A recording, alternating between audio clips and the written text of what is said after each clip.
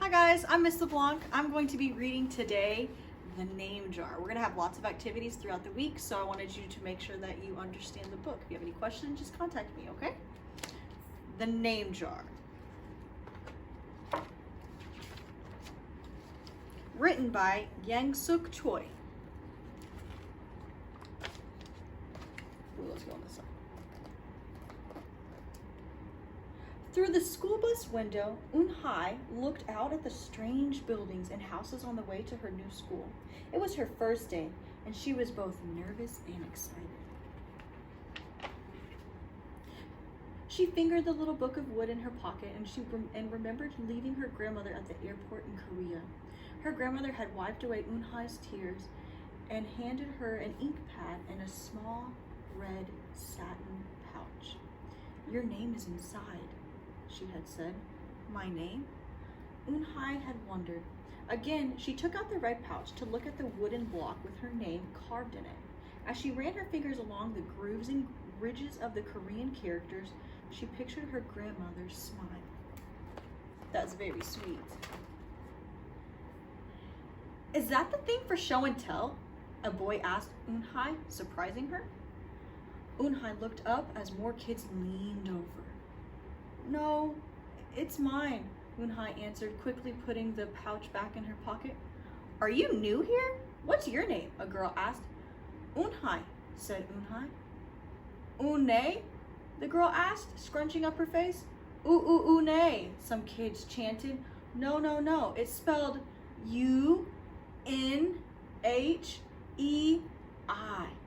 It's pronounced Eun-hai. "Oh, it's you, hey," the boy said. "Like you, hey." "What about hey you?" Just then, the bus pulled up to the school and the doors opened. Eun-hai hurried to get off. "Yo, hey, bye-bye," the kids yelled as she left. Eun-hai felt herself blush. I wonder how she's feeling.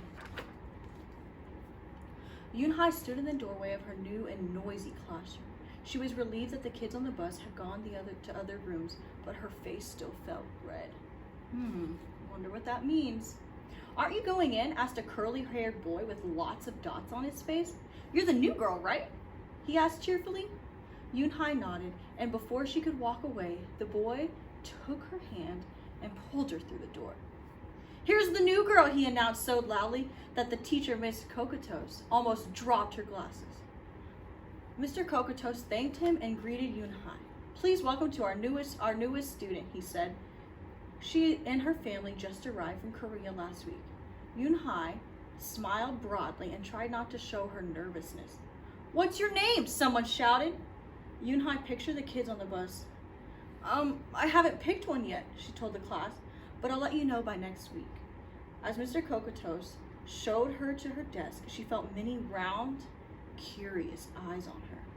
"Why doesn't she have a name?" she heard someone whisper.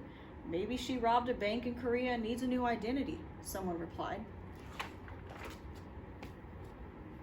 On the bus home, nobody teased her, but Eun-hai kept thinking about her name. "How was school, Eun-hai?" her mother asked when she walked in. "Did you understand the teacher?" Eun-hai simply nodded. She unpacked her school bag and set the red pouch by a photograph of her grandma. "I'm glad you are learning English well," her mother said. "You must study hard, behave nicely, and get good grades to show that you are a good Korean." "I will," replied Eun-hai. But I think I would like my own American name," she said quickly. Her mother looked at her with surprise. "Why, Eun-hai is a beautiful name. Your grandmother and I went to a name master for it." "But it's so hard to pronounce," Eun-hai complained. "I don't want to be different from all the American kids." "You are different, Eun-hai," her mother said. "That's a good thing." Eun-hai just wrinkled her nose. Later that day, Eun-hai and her mother went grocery shopping in their new neighborhood. They passed Fadil's Falafel, Tony's Pizza, and Dot's Deli. A big graffiti-painted garbage truck roared like a lion as it took off down the street. Nothing sounded like or looked familiar until they got to Kim's Market. The sign was both in English and Korean. Her mother picked up cabbage to make kimchi, a Korean-style spicy pickled cabbage, and other vegetables and meat. She also found some seaweed, Yoonhai's favorite for soup. It made Yoonhai smile. Just because we've moved to America, her mother said, doesn't mean we stop eating Korean food. At the checkout counter, a friendly man smiled at Yoonhai. Helping your mother with shopping? With the shopping? He asked. Yoonhai nodded. I'm Mr. Kim, he said. And what is your name? Yoonhai, she answered. Ah, what a beautiful name, he said. Doesn't it mean grace? Yoonhai nodded again. My mother and grandmother went to a name master for it, she told him. A graceful name for a graceful girl, Mr. Kim said as he put the groceries into bags. Welcome to the neighborhood, Yoonhai. That evening, Yoonhai stood in front of the bathroom mirror. Wonder why she's standing in front of a bathroom mirror. Hi, my name is Amanda, she said cheerfully when she wrinkled her nose. Hi, my name is Laura. Maybe not. Her smile turned down. Nothing sounded right. Nothing felt right. I don't think American kids will like me, she worried as she began to brush her teeth. Ha-hee, ma nim it's Shuzi, she said into the mirror with a full mouth of toothpaste. The next morning, when Yoonhai arrived at school, she found a glass jar on her desk with some pieces of paper in it. Yoonhai took one out and read it out loud. Daisy. That's my baby sister's nickname, but you can use it if you want, said Cindy, who sat next to her. That's very kind, isn't it? Yoonhai took out the rest of the paper. Tamila, she read.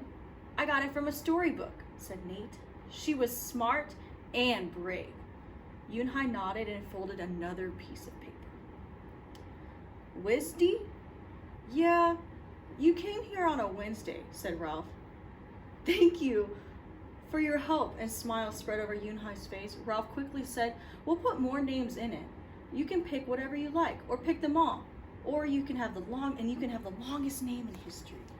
I wonder how she's beginning to feel about her classmates.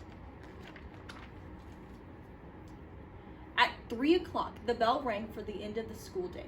Yoonhai looked out the window and saw it was sprinkling.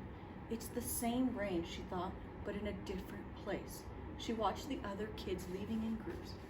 Hey, a familiar voice called out to her. Yoonhai turned around to see the curly-haired boy again. I'm Joey, he said. And you don't have any name? Yoonhai thought for a moment. Well, I can show you, she said, and took out a small red pouch. She pressed a wooden block on the ink pad and stamped it on the piece of paper. Why did she do that for him? This is my name stamp, she said. My grandma gave it to me in Korea. I can use it as a signature when I open a bank account or write a letter.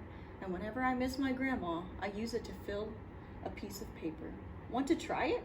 She offered the stamp to Joey, and he carefully inked the stamp and pressed it hard on the paper.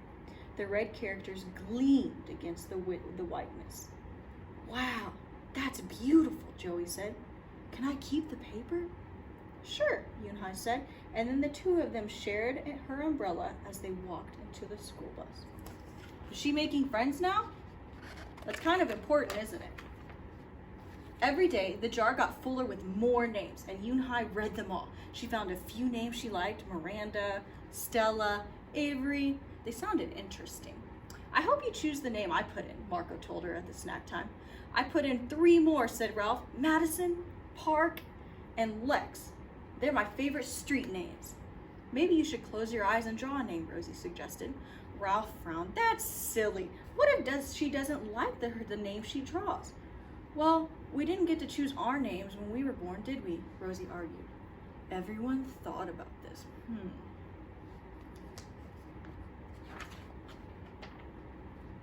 When Yoonhai got home from school that day, her little brother ran to her and gave her a letter. I wonder who the letter's from. It was from her grandma. She opened it quickly. It said, to my Yoonhai, I hope you are enjoying your new school and new friends. Be sure to help your mother and little brother.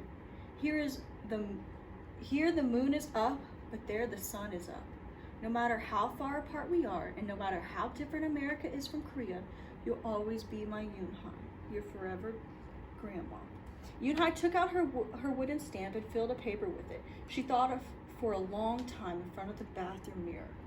She's back at the bathroom mirror. I wonder why. On Saturday, Yoonhai walked to Mr. Kim's store. Mr. Kim was helping a customer, but he looked up and greeted her. Hi, Yoonhai. Hello, Mr. Kim, Yoonhai replied. She felt as if she was back in her old neighborhood in Korea. Hey, said the customer, turning round. It was Joey. Your name is Eun-hee? He asked her with his eyes open wide. Yoonhai looked quickly at Mr. Kim and then turned to Joey. She nodded slowly.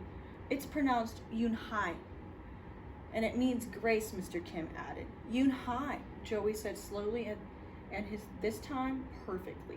It made Yoonhai smile. I wonder how she feels. I'll have it ready for you tomorrow. And Mr. Kim to Joey. Thank you, Mr. Kim. See you Monday, Yoonhai, Joey said to her. He left before she could ask him why he was at the store. On Monday, Yoonhai came to class early to look at the names one last time, but the jar wasn't on her desk. Instead, there was just a single piece of paper. I wonder what's on that paper. Paper with a name on it.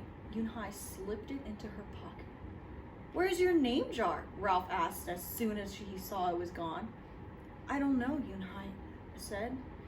It wasn't on Mr. Kokoto's desk or on any other desk, and it wasn't on the counters or any of the shelves.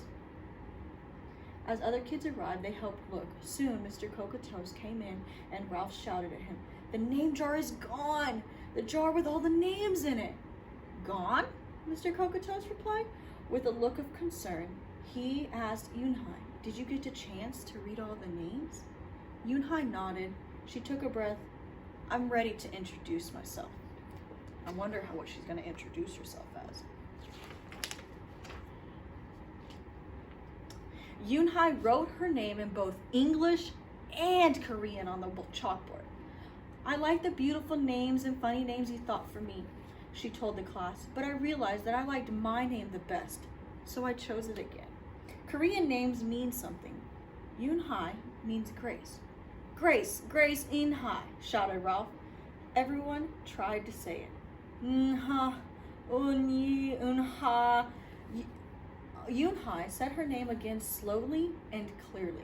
Soon, the kids began to say it better, even Mr. Kokotos. They applauded Yoonhai's choice. I was named after a flower, Rosie whispered to Yoonhai. Lots of American names have meanings too, Mr. Kokotos reminded everybody. When the class was dismissed, Yoonhai heard her new friends say goodbye. Bye, Yoonhai. See you tomorrow. Goodbye, Yoonhai. Yoonhai said goodbye and then looked around for Joey, but he was already